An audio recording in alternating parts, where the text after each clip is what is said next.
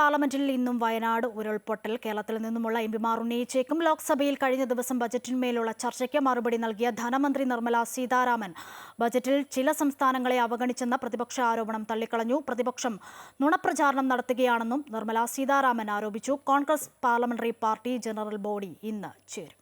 2004-ലും 2009-ലും UPA സർക്കാരിന്റെ കാലത്ത് ബജറ്റിൽ ഭൂരിപക്ഷം സംസ്ഥാനങ്ങളുടെയും പേരുകൾ പരാമർശിച്ചില്ലെന്ന് ധനമന്ത്രി നിർമ്മല സീതാരാമൻ ചൂണ്ടിക്കാട്ടി. ബജറ്റിൽ പ്രതിപക്ഷ പാർട്ടികൾ അധികാരത്തിലിരിക്കുന്ന സംസ്ഥാനങ്ങളെ അവഗണിച്ചെന്ന ആരോപണം അടിസ്ഥാനരഹിതമെന്നും തെറ്റിദ്ധരിപ്പിക്കുന്നതാണെന്നും ധനമന്ത്രി പറഞ്ഞു. ധനമന്ത്രിയുടെ പ്രസംഗം തൃണമൂൽ കോൺഗ്രസ് അംഗങ്ങൾ ബഹിഷ്കരിച്ചു. ഒരു മേഖലയെയും ഒരു സംസ്ഥാനത്തെയും അവഗണിച്ചിട്ടില്ലെന്നും നുണപ്രചാരണത്തിലൂടെ പ്രതിപക്ഷം ജനങ്ങളെ തെറ്റിദ്ധരിപ്പിക്കുകയാണെന്നും ധനമന്ത്രി കൂട്ടിച്ചേർത്തു.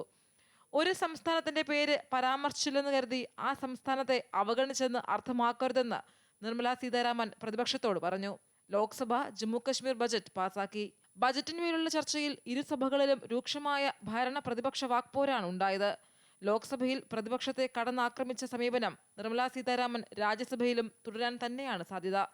ഓഗസ്റ്റ് 12-ന് അവസാനിക്കുന്ന ഈ സമ്മേളന കാലയളവിൽ വ്യോമയാന നിയമ ഭേദഗതി അടക്കം 6 സുപ്രധാന ബില്ലുകൾ അവതരിപ്പിച്ച് പാസാക്കാനാണ് സർക്കാർ ശ്രമം.